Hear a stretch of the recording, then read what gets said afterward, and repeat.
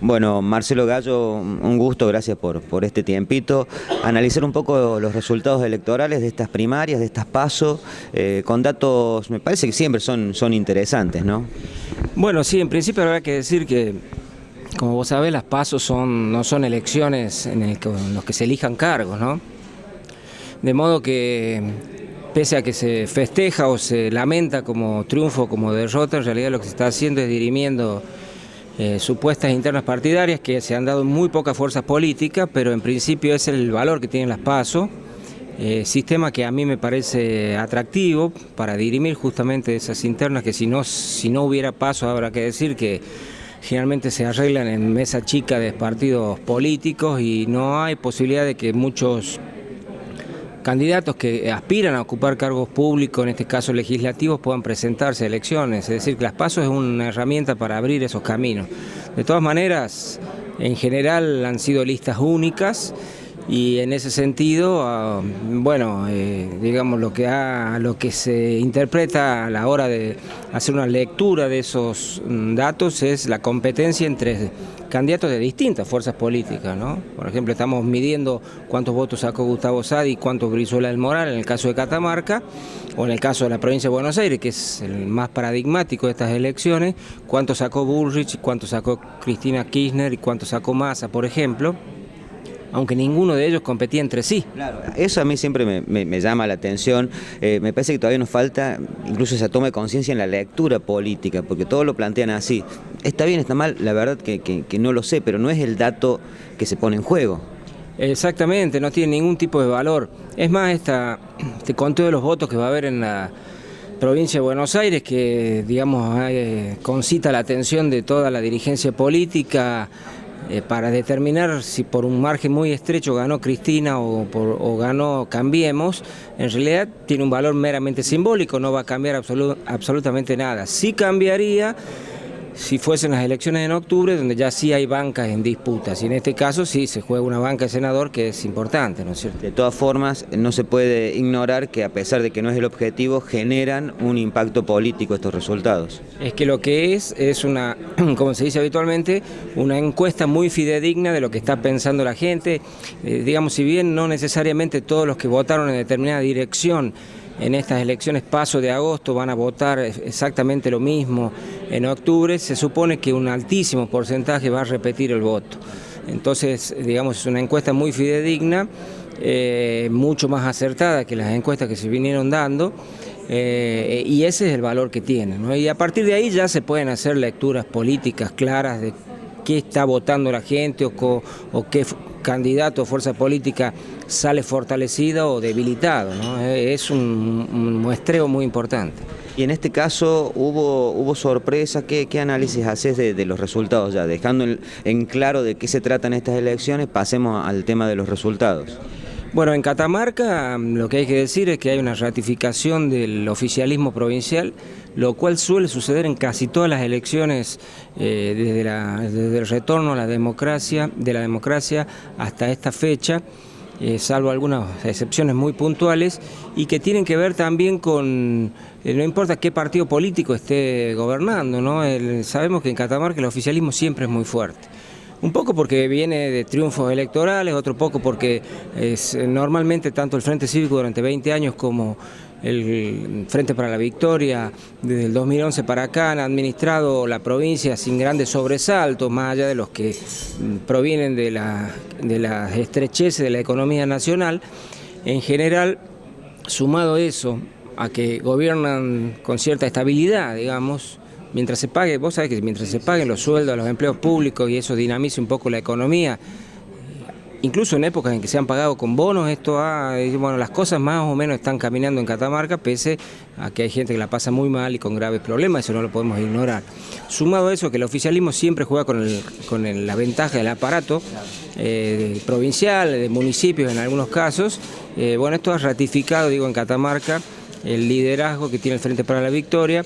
Y como dato novedoso en Catamarca, yo creo que la elección que ha hecho, digamos, el Frente Cívico de la lista disidente, la que ha enfrentado a la que encabezaba Eduardo Brizuela del Moral, que no solo tenía a Brizuela del Moral, sino el apoyo de los renovadores, del castillismo, del PRO y del gobierno nacional, que dio un fuerte respaldo a esa candidatura, y el otro sector sin grandes nombres, más allá del apoyo que digamos que dio en su momento o durante toda la campaña el principal referente, que es el ex intendente Ricardo Guzmán. Como candidato no llevaba a nombres, digamos, demasiado fulgurantes, si bien hay muchos... O con mucha trayectoria en política, en realidad. Fulgurantes en el sentido de que ya son visualizados como dirigentes de primer nivel, aunque muchos de ellos son muy jóvenes y tienen realmente una formación política muy importante y están llamados a ser grandes dirigentes dentro del ámbito provincial. Y han logrado casi el 40% de los votos, lo cual es una elección muy meritoria en Catamarca, en un frente cívico y social al que le cuesta abrir, a la conducción sobre todo del Partido Radical, al que le cuesta abrir el juego, digamos en una estrategia, a mi juicio, bastante peligrosa, porque lo está haciendo acostumbrarse a perder, un poco lo que le pasaba al peronismo durante 20 años, ¿no? Hay más datos relevantes en la política local. A mí me llamó la atención particularmente uno en Valle Viejo, una lista que ingresó independiente. Una autorización de la justicia para que ingrese un grupo de jóvenes y obtuvieran el piso necesario para, esto también permiten las PASO, ¿no?, para participar en octubre. Sí, a mí en ese sentido, insisto, el tema de las PASO me parece un mecanismo muy interesante, que es mal utilizado. Digamos, hay casos paradigmáticos como Cristina Kirchner, que armó un partido para no enfrentarse en las PASO, y hay muchos que lo han hecho así, que prefieren evitar las PASO, pero mientras persista este mecanismo, esté habilitado legalmente, le da la oportunidad a personas, como vos decías, que tienen ánimos y ganas de participar en política y que no encuentran, digamos, o tienen que formar un nuevo partido, o digamos, si no existieran las PASO, verían cerrados los caminos por las propias conducciones partidarias. Esto los habilita a competir. Normalmente en situación de desventaja, es cierto, pero por lo menos tienen la posibilidad de mostrarse. Y como rige el sistema DONT, esto es decir, si alcanzan un determinado piso, empiezan a intercalar candidatos con las listas mayoritarias, esto les permite meterse en el juego. Le permitió al radicalismo disidente, por llamarlo de alguna manera, en el 2015 meter a algunos diputados, por ejemplo, digamos, la diputada Paola Bazán entró por ese lado, ahora entrará Francisco Monti. Estaba en discusión si, por ejemplo, Julieta Marcoli, que es la segunda candidata detrás de Gómez, en la lista disidente, podía acompañar a Brizuela del Moral. Eso está en discusión, habrá que ver, me parece a mí que no llega, pero bueno, son datos numéricos. Pero lo cierto es que al existir las PASO, esta posibilidad existe también, y digamos, situaciones como la que vos planteás se deben a eso y son altamente saludables. Y bueno, el tema es, se reacomodan los partidos, hay a partir de esto también, porque esto que sucedió en la interna, si se quiere, del Frente Cívico y Social, Cambiemos, es un grito, es un llamado de atención muy fuerte a lo que están pidiendo a futuro los dirigentes, o sea, los dirigentes y el afiliado común o el ciudadano común, renovación, cambios nuevos. En la capital se dio otro caso dentro del PJ, que un joven también fue en las elecciones en las candidaturas a concejales y sacó un resultado que realmente sorprendió a muchos. Sí, en el caso del Frente Cívico a mí me parece que es necesario una discusión muy fuerte, sobre todo dentro del radicalismo, que sigue siendo, lo ha sido siempre, digamos, el partido que hegemoniza o es el centro sobre el cual gira todo el Frente Cívico y Social, un debate sobre cómo hacer para abrir las candidaturas a nuevos dirigentes. Eduardo Brizuela del Moral es un clásico, uno va a votar y ya sabe que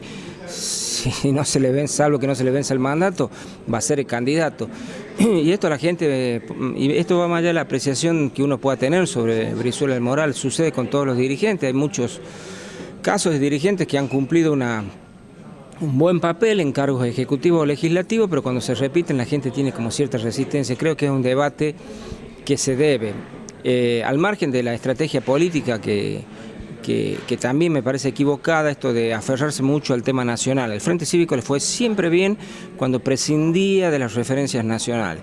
Recordar a vos, Carlos, en algunas elecciones, creo que la del 2003 fue la más clara en ese sentido. El Frente Cívico era una fuerza provincial, claramente provincial, que dejaba a los partidos integrantes libertad de acción en cuanto a las adhesiones nacionales. En el 2003 el Frente Cívico competía fuertemente contra Luis Barrio Nuevo aquí en la provincia, pero a nivel nacional había un sector del Frente Cívico que apoyaba la candidatura de López Murphy, otro que apoyaba la candidatura de Menem, otra la de Elisa Carrió, otro la de Néstor Kirchner y otro la de Moró, que era el candidato radical de ese momento, pero le iba bien con esa discusión, ¿no? Porque lo limitaba al tema provincial.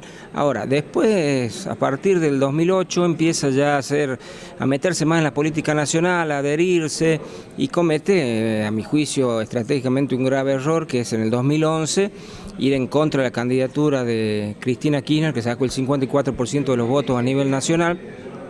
Y a nivel local también, la gente dice, bueno, si el Frente Cívico, mucha gente votó durante 20 años, y yo quiero votar a Cristina Kirchner porque, como votó casi todo el pueblo argentino en ese momento, sacó más del 50% de los votos en primera vuelta, y bueno, ahí hubo un quiebre, terminó apoyando al justicialismo local, que también tenía su propio mérito porque había renovado sus cuadros dirigenciales, ya no estaban ni Sadi ni Luis Barrio Nuevo, y presentaba a Lucía Corpazzi, gana en ese punto, en esa elección, y a partir de ahí cambia toda la historia. Son estrategias que el Frente Cívico debería, a mi juicio, ¿no? Digamos, como haciendo un análisis, sin estar metido dentro de las estructuras partidarias, debería rever, porque así como está, la verdad que no le está yendo bien. Y a nivel nacional, ¿qué podemos conceptualizar? ¿Qué datos deja esta elección? Bueno, en principio, habría que hacer un análisis, digamos, de la elección. Una lectura se hacía el domingo a las 11 de la noche y otra distinta el lunes a la madrugada. ¿Por qué? Porque el domingo a la noche, cuando todos los que no están súper politizados se fueron a dormir, antes de la medianoche, quedamos solo los enfermos que nos encantan los números, las estadísticas y la política, además de haber estado trabajando en ese momento. A las 11 de la noche, Cambiemos era absolutamente el gran ganador, había ganado la ciudad de Buenos Aires, lo cual era previsible, había ganado Córdoba, lo cual también era previsible, pero había ganado por muchísima diferencia, había ganado Mendoza, había ganado provincia de Buenos Aires y había ganado la provincia de Santa Fe. Había ganado todas las grandes distritos, salvo Tucumán, donde sí fue, digamos, también sorpresivo, un claro triunfo del justicialismo y una gran derrota de José Cano, que había recibido el respaldo de Macri. Pero bueno, después se pudo advertir que en realidad la provincia de Buenos Aires no la había ganado Cambiemos, o no sabemos quién la ganó todavía. Hay un empate técnico que se dirimirá en los próximos días. Probablemente, si se confirma que los votos mayoritarios que faltan contabilizar son los de la tercera sección electoral, que es el conurbano profundo, donde tiene mucho voto Cristina Kirchner, probablemente Cristina gane por muy poco, o se mantendrá un empate técnico, pero no se la puede exhibir como un triunfo de Cambiemos. Y en Santa Fe también pasó eso, terminó, digamos, dando vuelta un poco la elección del justicialismo, con lo cual Cambiemos gana en distritos grandes, pero no en esos dos que en principio los daban con ganadores. De todas maneras, ha sido un respaldo importante para el gobierno de Cambiemos, que ha salido, yo creo, de alguna manera fortalecido. ¿Podrá eso menguarse de alguna manera si la contabilidad final de los votos en provincia de Buenos Aires le ha ganado a Cristina Kirchner, con lo cual puede exhibir que Cristina no perdió título, ninguna elección? Digamos, Claro, que sigue invicta, esto, ¿no? Que para el sector más duro del kirchnerismo sigue siendo importante.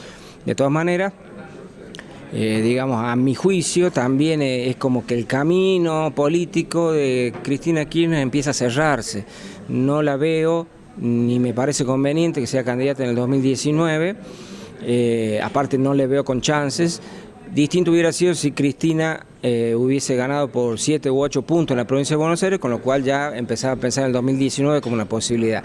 Esto es como que le cierra el camino, ¿no? Mantiene ese caudal electoral del 33-34% que siempre ha hecho en los últimos tiempos el kirchnerismo, con un piso muy alto de 30 y un techo muy bajo de 35, con lo cual, digamos, la proyección política a nivel nacional se empieza a menguar.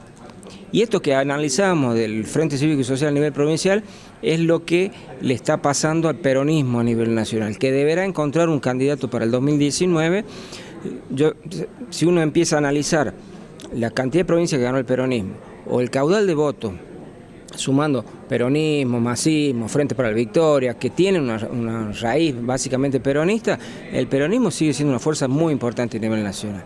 Y si Cambiemos se consolida, habrá que ver el tema económico, cómo prospera de acá a octubre. Habrá que ver en octubre qué pasa, porque puede haber algunas modificaciones. Cambiemos es como que tiene más o menos un candidato natural, que es el presidente, que podría ir por la reelección, incluso una candidata suplente, que es la gobernadora Vidal. El peronismo no tiene candidato en este momento. Bueno, y quedan datos, porque Schiaretti, que se había puesto un poco en la oposición en estos últimos tiempos y liderando la Liga de Gobernadores y demás, sufrió un revés importante que también podría haber sido otro candidato alternativo del PJ. O sea, hubo en lugares claves algunos datos relevantes. Sí, salió muy golpeado el peronismo cordobés. También me parece que allí hay un error estratégico porque la gente que vota a veces espera que el voto que le dio a un determinado dirigente se manifieste en los hechos. Y uno lo veía, hay una imagen muy elocuente de Schiaretti bailando con Macri en un acto en el interior de Córdoba, tratándole de seguir el ritmo a Macri, que en ese sentido es más histriónico. Digamos, una imagen bastante patética de Schiaretti, pero que hablaba de que era prácticamente un candidato oficialista más. Y me parece que le pasó lo mismo a Randazzo. Randazzo estuvo 1 año y medio callado, y me parece que el votante que le da la confianza a un dirigente opositor espera de ese dirigente que sea opositor, responsablemente opositor, porque sea opositor. Entonces Schiaretti fue hasta hace un mes prácticamente un aliado incondicional. Muchos diputados nacionales del sector de Schiaretti o de la Sota avalaron todas las leyes que propuso el macrismo en el Congreso de la Nación. Entonces muchos dirán, bueno, me da lo mismo, para votar un oficialismo lo voto directamente a Baldassi, que yo sé que... entonces ahí también hay como un error estratégico que yo estoy viendo. Y la verdad que de todas maneras me parece que la Liga de Gobernadores va a ser importante y se va a reestructurar en torno a la oposición al fondo del conurbano bonaerense, que es la gran discusión que se viene. Porque no hay elección, por más buena elección que haga Cambiemos, las provincias no pueden ceder en ese reclamo, porque sería una mengua de recursos muy importantes para el resto de las provincias. En torno a eso se puede reestructurar, porque de todas maneras, si bien la elección de Cambiemos ha sido muy buena, la mayoría de las provincias le fueron adversas, ¿no? Provincias chicas en general. Pero... Y acá incluso no se podría dar, porque también en Catamarca ganó el justicialismo, ganó Corpachi, en Tucumán también. ¿Vendrá desde esta zona, desde el norte, la conjunción de la Liga de Gobernadores, la fortaleza? Bueno, en el norte del país, sobre 10 provincias, 8 ganó la oposición. Solo ganó, digamos, aliado a Cambiemos, el radicalismo, básicamente, en Jujuy y en Corrientes. Es probable... Ayer ya especulaban, es muy temprano, sí. Y aparte la política argentina es tan dinámica y volátil que puede pasar muchas cosas en muy poco tiempo. Pero... Y te digo más, y si la economía no funciona, también todos estos análisis que uno puede hacer, el bolsillo también es un órgano sensible al momento de votar.